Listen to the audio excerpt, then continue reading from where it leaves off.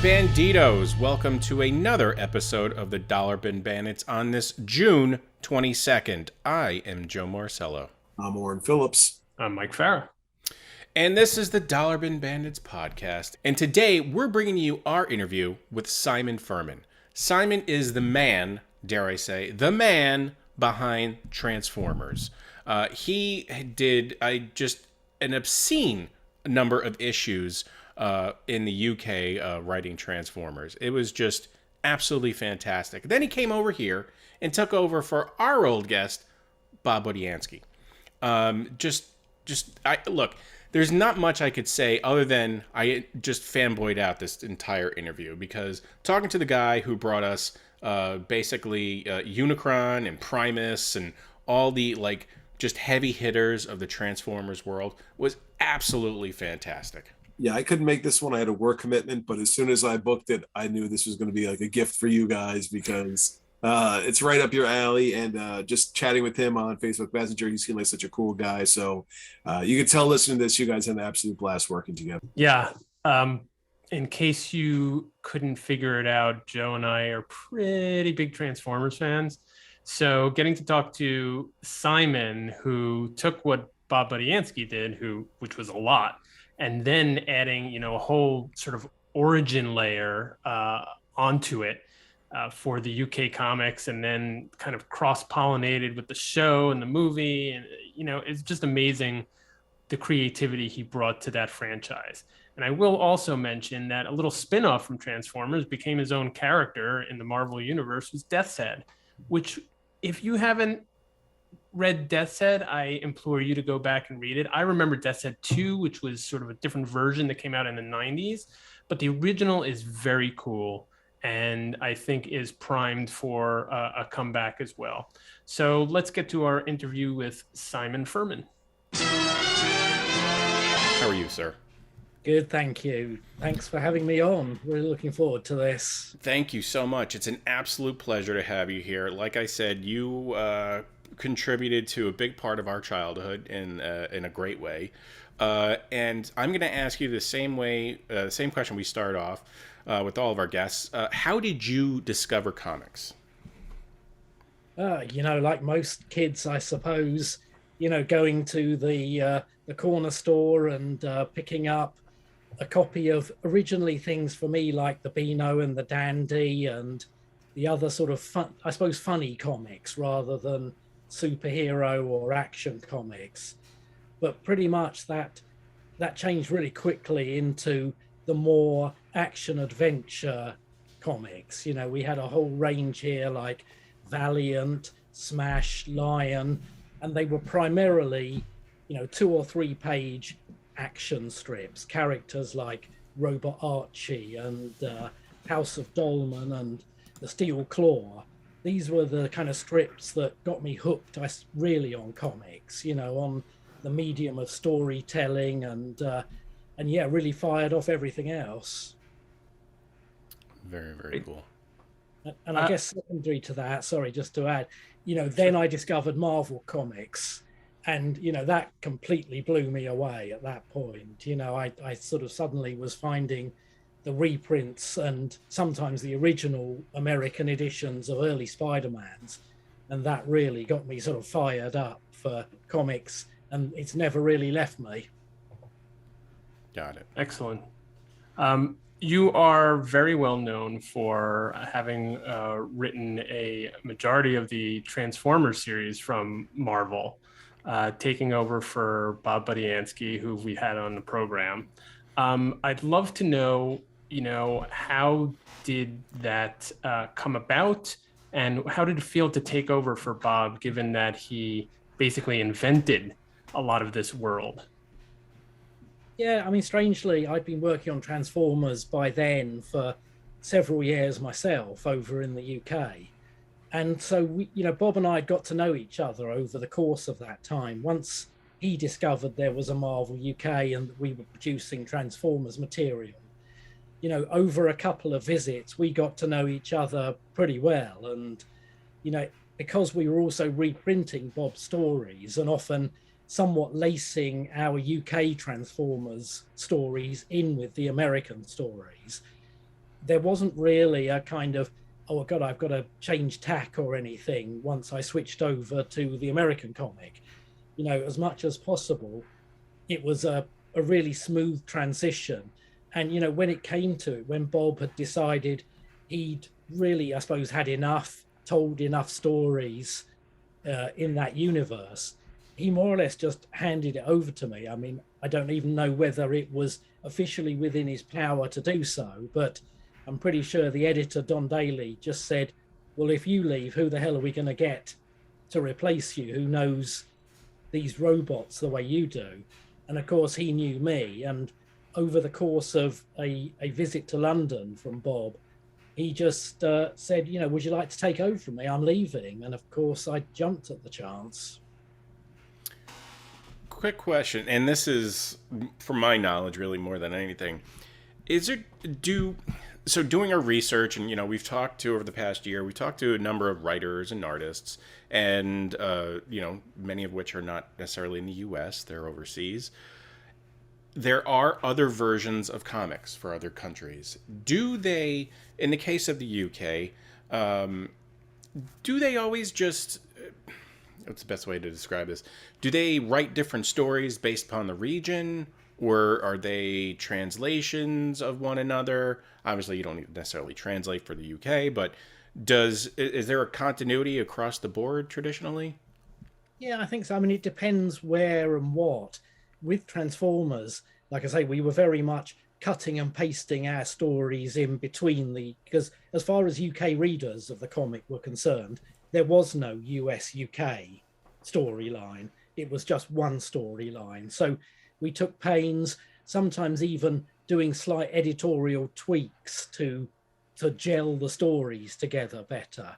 Got it. So with Transformers, the only main differences were that I guess the style of writing was different. We came from a whole different, I suppose, comic storytelling aesthetic. Often our stories were a little grimmer and grittier than the US ones. So, not always, but we just came from a background of comics that often, had weird and wonderful characters instead of out and out superhero, paragons of virtue as the lead characters. And, often were a little more visceral, a little more in your face. We came from a comic called Action, which was quite sort of reactionary at the time in Britain, and 2000 AD, which had a very subversive ethic to it. Mm-hmm. And just generally, often the anti-heroes and the villains were often headliners in UK strips. So we came at it from a slightly different direction, I think. And so the tone and the content was slightly different, a little more in your face. We certainly didn't do any kind of writing down. I was very aware that I wanted to write the stories I would want to read as a kid of that age. And they weren't sort of, softened. They weren't sort of, I didn't want to sort of not pull punch, or rather, I didn't want to pull punches because, back when I was a kid, the British comics just didn't. They were fairly sort of full on. So, we approached it with without concession necessarily to the fact that our readers were sometimes 5 or 6. Mm-hmm. We still just told stories. We were lucky because they were robots. So if terrible things happened to them, it wasn't as, traumatizing, I guess, as if they look, when Optimus Prime died, we all cried. It seems like, in the UK, you guys can you can get away with a lot more than you can in the US, because in the US we're just, babies about everything, and Yeah, there wasn't really a comics code, and I don't think Hasbro UK were sort of putting Transformers through the same fine sieve to make sure nothing got through. And, often Bob was saddled with introducing 10, 20, 30 new characters over the course of a few issues. Whereas because we were juggling stories in around the gaps, we were able to focus much more down on a few characters. If Bob wasn't using the Dinobots, we used the hell out of the Dinobots while they were sort of fair game. Got it. So, often we were able to, I suppose just get much more character centric and really go in deep on the robots' personalities. Whereas Bob, like I say, may have 2-3 special teams to throw at the reader. And so, each one gets one word bubble of introduction. So, we had it easy, I suppose, compared to Bob. Okay. Now, when we talked to Bob, he made it abundantly clear that he didn't watch the series. Did you ever watch the series? Well, there was a point where we became aware of the series. It didn't appear immediately here in the UK, and then we got a couple of sporadic VHS releases of the show, and it started to appear on a Saturday morning kids TV show as well. So we were suddenly aware of it, or more aware of it. And we were worried that we would confuse readers a little bit if they were watching the cartoon, which has its own storyline, its own style, and then reading the comic. So, we did a couple of things. We did a kind of reprise of part of I think the opening 3 episodes.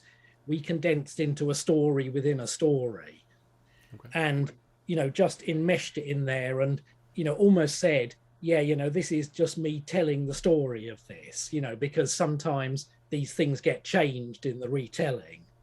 So we were almost saying to the readers, I know there are differences, but keep reading, this is still the continuity you need to be following.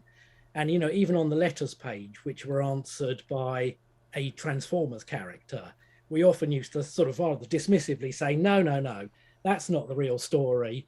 It's the real story is the one here in the comic. So, we covered ourselves a little bit.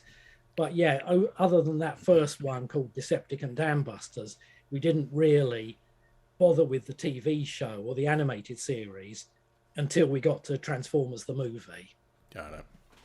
Now, it seems like, if someone's writing for humans and superheroes, you could probably pull from, you could probably write that a little bit easier, I would assume, maybe. I don't know. But as it pertains to writing for Transformers, where do you get your inspiration to write these characters? I think a lot of the hard work was done by Bob originally. The characters came very well rounded with, their strengths, their weaknesses, their personalities. So, it was very much, if you were writing a story, you just go, well, this character and this character will create an interesting dynamic. So, let's put them together in a story with some kind of, over story to connect them. So, a lot of it was there anyway. But really, I don't think I approached Transformers different to if it had been human beings. If we did a lot of things like Action Force at the time, which was our version of G.I. Joe.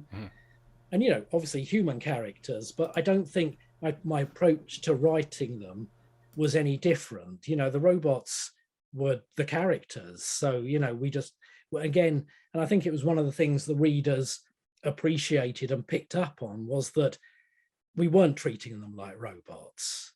These were the equivalent of flesh and blood characters with all the accompanying weaknesses and frailties and strengths. And I think, once you started on that tack, you got quite a loyal readership because you weren't just saying these are alien robots and, they think and feel the way we do.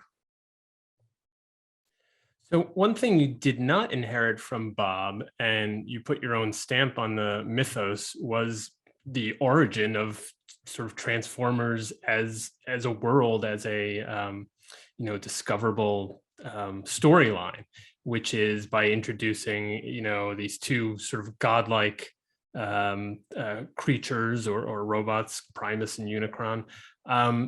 How was that? How did that come about? Was it always your intention when you were writing to dig back to the origins and tell that very primal sort of tale? Well, yeah, I suppose this also plays back into the TV series because I was never a huge fan of the idea that they'd been created by the Quintessence as some kind of worker race who'd rebelled. It just kind of, to me, it just took away from the importance of the characters in the cosmic scheme of things, that they were built by another alien race. So, I just, since we weren't bound by anything, since this was the days, I suppose, when you could just throw lore and backstory in without there being a huge problem, or, Hasbro or Marvel saying you can't do that. We just thought, well, look, we've got this great villain from the movie. We'd already used Unicron in Target 2006, and we were spinning stories in and out of that movie. So it became sort of more or less, well, if there's Unicron, what's on the other side? There's got this massive godlike being. And, I was weaned, as I was saying, on kind of Stan Lee, Jack Kirby stories of gods and monsters and cosmic beings.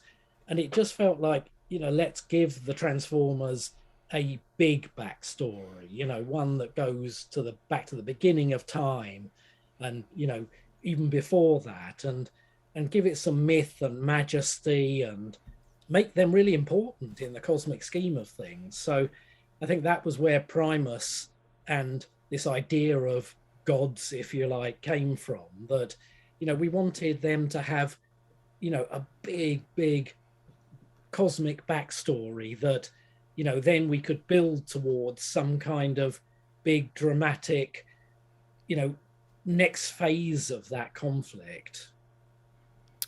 I love Unicron. I really did. But I was always bummed we never got to see Primus in any kind of, cartoon form, because, if Unicron was so badass, at least in the comics, definitely, and certainly in the version of the cartoon, man, Primus would have been cool too. yeah, I mean, I've got to say how influential that animated movie was, and how much freedom and latitude it gave us, because before that, like I say, we were more or less keeping our stories very self-contained, so they could drop in between the American stories and not mess with continuity. But the animated movie, blew us away because we'd never seen that sort of anime style of animation before, and we just loved the film. And B, Marvel in America, Bob, weren't going to use those characters and that future storyline outside of an adaptation. So we just thought, well, great, we've got a cast we can use with complete confidence that nothing Bob and the American side does will affect. So, from that, really, it changed everything in terms of we can just do our own storylines now, things that gather momentum over 50 episodes or something. So it really did help us a great deal. Yeah, it was, the movie was great because it actually changed the story. I mean, up until that point, at least as pertained to the cartoon, business as usual, everything was resolved at the end of the episode. But this took, you took the universe, you wiped out the original cast. Everyone was done. Brought in new characters. And, things happened that mattered, or at least for a little while, because I know the next season after that, they kind of erased everything and brought everyone back, and, Optimus Prime came back, and, whatever. But the Transformers has been with so many different creators over the years. Marvel, I'm forgetting all the Dreamwave, yes, and then IDW most recently, who is just killing it in terms of producing all these versions, side stories and arcs and whatnot. And you've been a part of pretty much most of those incarnations. What keeps bringing you back to Transformers? I think, it's Transformers has been very good to me. It's more or less underpinned my whole career. I've done lots of other things, but, Transformers keeps coming back in different shapes and forms. And I never tire of it, be it Generation 2 or The War Within for Dreamwave or Infiltration for IDW, there's always something new you can do with it. And I think, if you look at IDW, the whole of IDW, wow, they've taken it to so many more places as well. And I just think, it's genuinely, I never tire of this. And, of course I do other things all the time, but every now and then Transformers just keeps coming back, which is great. And I'm more than happy just to jump in again. Yeah, I'm a huge fan. It's been, I really enjoy the IDW stuff. I mean, I've enjoyed most of it, but IDW really is just, they build on the whole mythos. Things happen that matter and change, so it's been fantastic. But Sorry, Mike, go ahead. I wanted to actually change direction for a moment. We may still have some Transformers questions because we always have Transformers questions, but Death's Head is something that I'm a bit fascinated by. Now, we're sort of 90s kids, so we grew up when Death's Head 2 was sort of the big blowout character. But correct me if I'm wrong, you did not have much, if anything, to do with the Death's Head 2 character. Is that right? That's right. I mean, Death's Head came about, originally because we needed what we thought was going to be a throwaway character in a Transformers story. He was supposed to be done and gone in the course of one of our future storylines. But, when we saw the visuals for the character, we thought, oh, this is just too good to dispose of. So we took some steps to make him a Marvel character. And then pretty much from there, he steamrolled into, other of our comics, Marvel UK. He was in Dragon's Claws, then in his own title. And then he went to the US and we put him in She-Hulk and Marvel Comics Presents. So, he just sort of gained all this momentum. But when Paul Neary took over as EIC, or editor-in-chief of Marvel UK, he changed tack and wanted that more sort of 90s, I think, approach to characters. Excuse me. So, they went in a different way with Death's Head 2. But, and that was around for a few years. But then slowly, other creators started to bring back the original into the comics. Kieran Gillen put him in Iron Man. He was in Sword. He came, and a lot of them gravitated more towards the original than the Death's Head 2 character. I think just because the original had more of a sort of offbeat, quirky, slightly sort of weird humor sense to it than the more sort of big guns Death's Head 2. Right. And and then since then it just seems to carry on, that the character is, they made a little figure out of him. We hope one day they'll stick him in the Marvel Cinematic Universe. That would be so cool. And he's just one of those characters that, he's weird because he defies the normal character model, which is they must have conflict, they must grow, they must change, and he doesn't. He's a sort of constant. He just kills people for money, and that's it with him. So it's weird that in some ways he's sort of got this sub popularity going on that's kept him going for now 30 plus years, 35 years. So he's a strange character, but we sort of love him, and we're very glad we sort of took him out of Transformers and into the more mainstream Marvel universe. I think it's really, as I said, fascinating, sort of not only the origin of how the character came to be in Marvel, but what you're identifying there as the sort of sweet spot for a character, which is popular enough to have some longevity and to pop up in all of these other books and hopefully, the cinematic universe, but not so popular as to get to the point where he's overexposed, one, or two, that you have to introduce this growth and emotional arcs and stuff. He's just kind of a pure character, which is like really the sweet spot.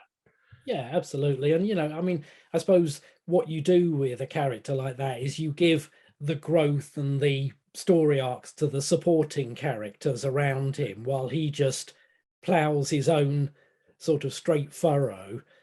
And you can still tell really interesting stories without the need to change the fundamentals of what that character is.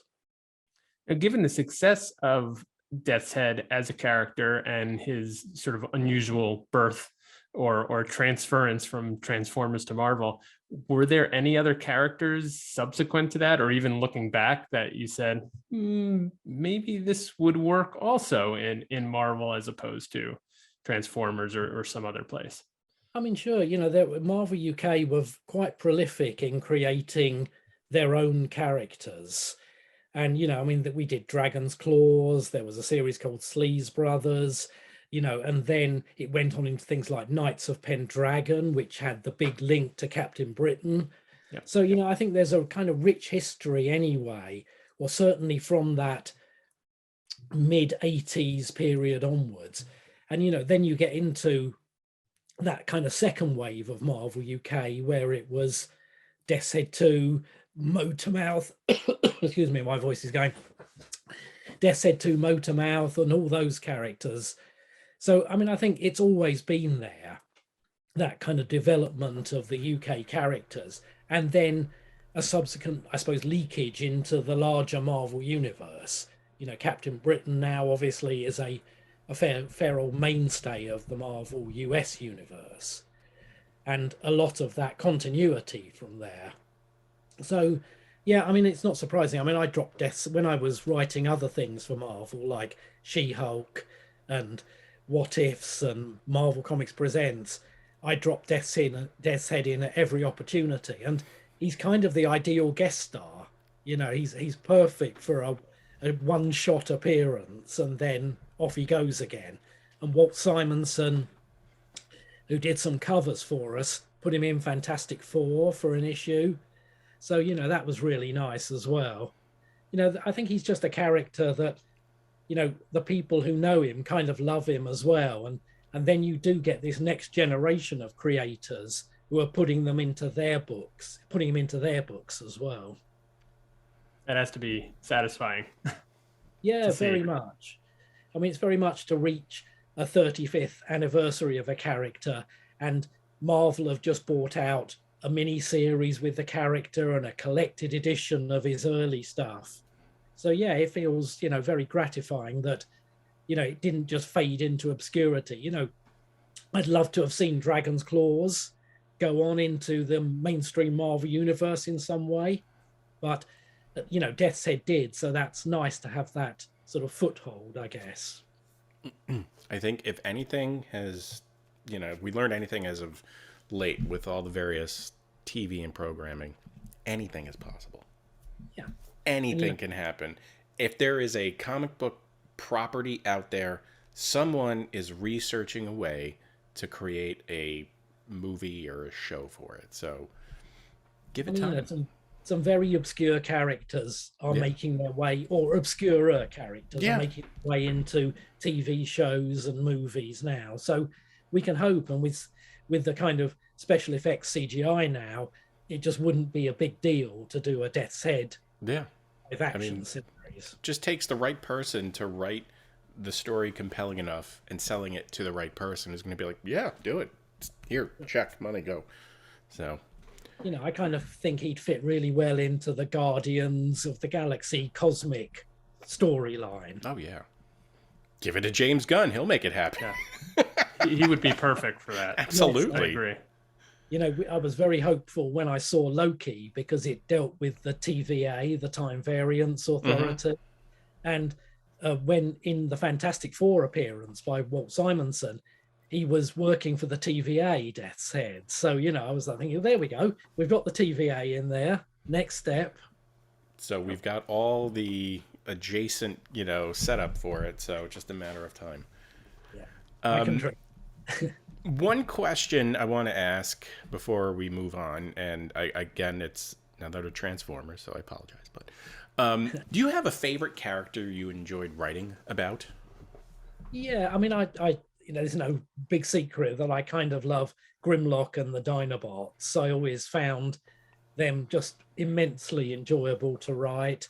I've always loved characters that aren't Megatron bad or Optimus Prime good. That they're somewhere in the middle. They tread a very conflicted or, could go one way or the other existence.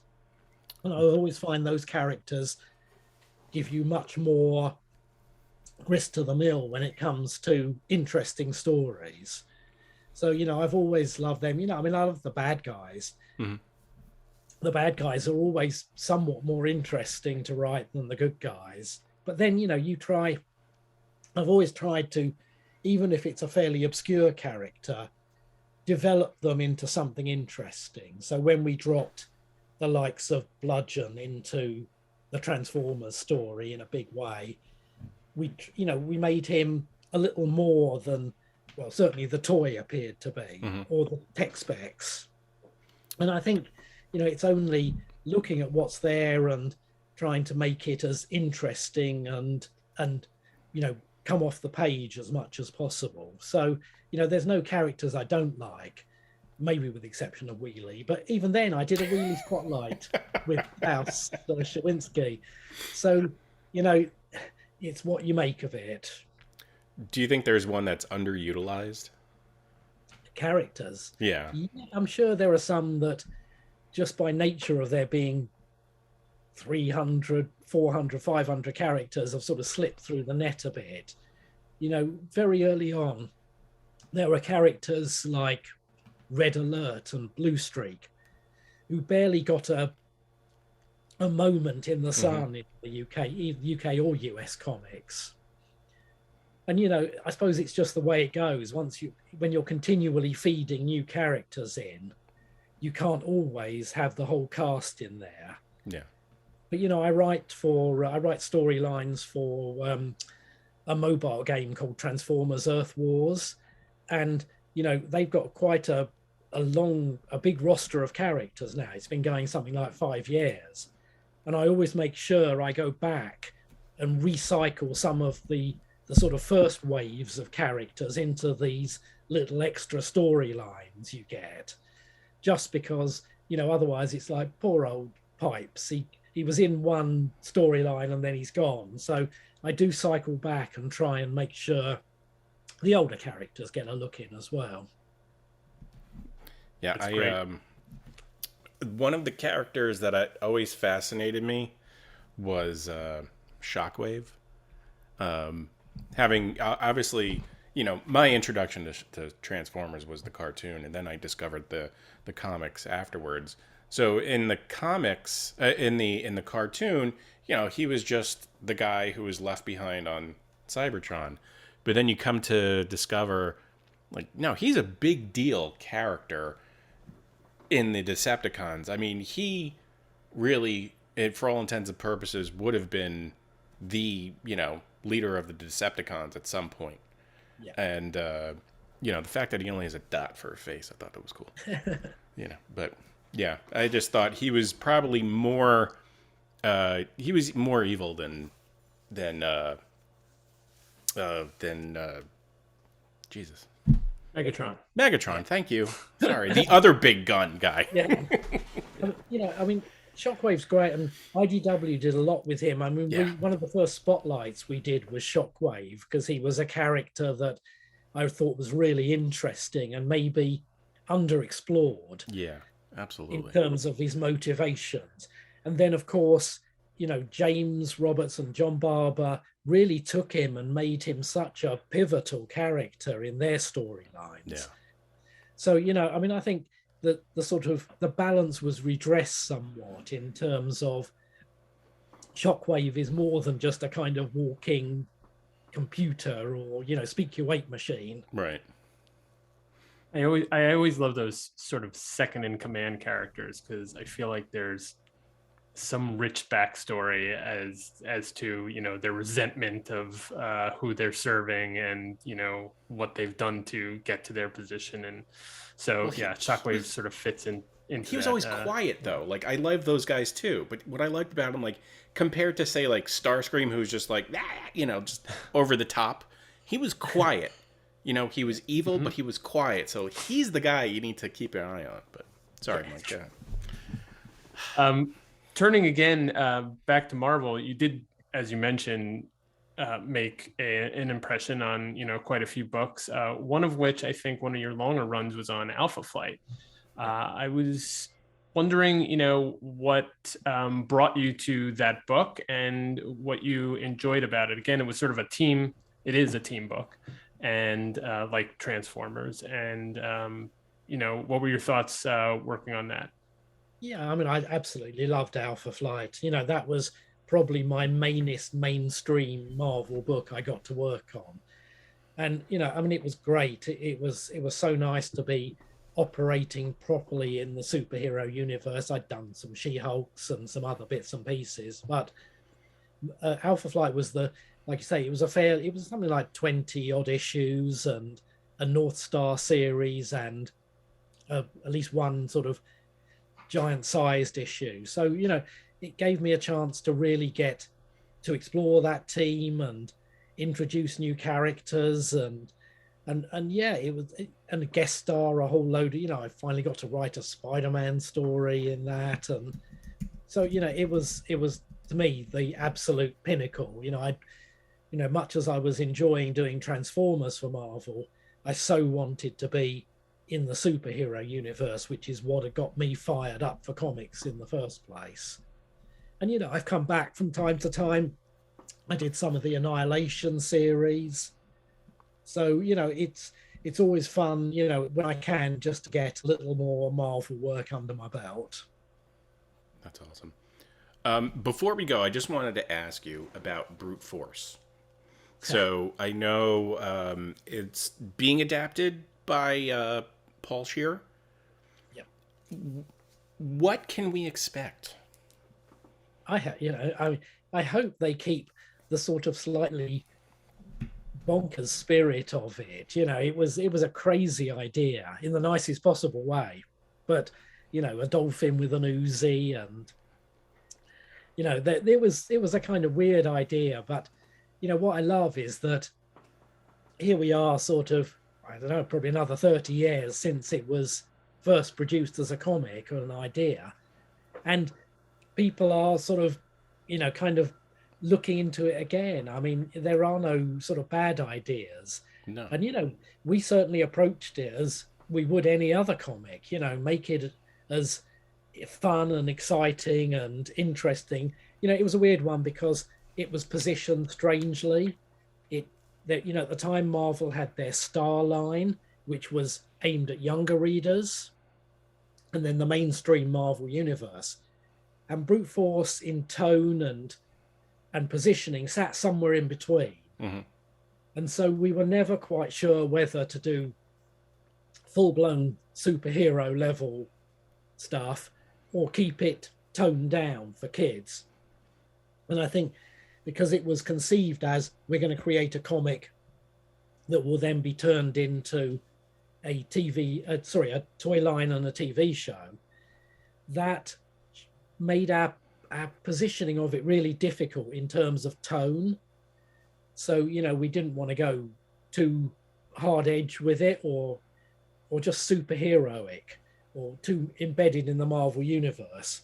But at the same time, it was hard to hit what was right, whether it was a young kids comic or an older kids comic. Got it. But you know, here we are, and I'm really looking forward to seeing what any kind of reinvention of it looks like. Was that Paul Scheer who discovered that and brought it to Disney, or was that just, you know, were you involved in that? I think when Disney bought Marvel, they just realized they had this thing. Okay. And, you know, I mean, I don't think anything had happened much with it. And I know that Marvel 616 documentary series featured it quite heavily. Right. And I think that might have put it back up there in the public consciousness, or the consciousness of the people who make the series. But when they announced a collected edition of it, I was probably the most surprised person. That's awesome. Before we go, what do you have coming up next that we can look out for? Well, I mean, I'm doing a lot of work in games at the moment. That's one of my main sort of, where most of my time goes, and a few other sort of media things. But the images behind me are a creator-owned series I put together with Jeff Senior called To the Death. Mm-hmm. It's very much channeling that time in the 80s when we were working on Dragon's Claws and Death's Head into something sort of new and that's all ours. And so that's a 10-issue maxi series that we've put out there now. And, I think what we'll do in the future is delve more into that. And, we've done some new stories for a comic over here, an anthology comic called Shift. And, gradually we're building our own little, To the Death universe over here. So, and other than that, I'm doing some work for Rebellion Publishing on their sort of superhero line. I'm writing a strip called The Leopard from Lime Street, which was a sort of 2 or 3 page sort of superhero story in one of the British comics from the sort of 70s and 80s. And so that's, really fun, because that's going back to the comics that inspired and excited me back then. So, that's very enjoyable. That's great. Now, where can fans find you on social media? Well, I'm on Facebook and Twitter, and, I'm always, looking and keeping in touch with people on that and letting them know what I'm doing and where I'll be convention-wise. So, yeah, I think Facebook and Twitter are the best bets to find me. That sounds great. And To the Death has its own website. So if you want to sort of have a delve in and have a look, it's to-the-death.com. Okay. Put that in our show notes. Yeah, definitely. Simon, I'm going to thank you so much for talking to us.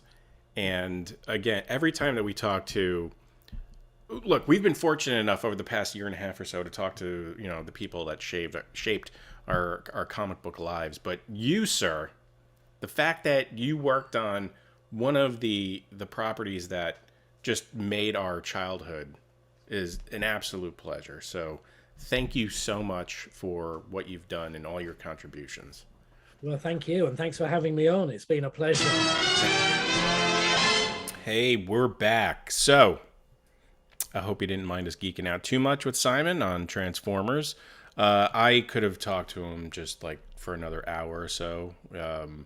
We haven't said that in a while, but it's true, because like I really wanted to dig into so much more about Transformers lore, but we had to be mindful of his time and all that stuff.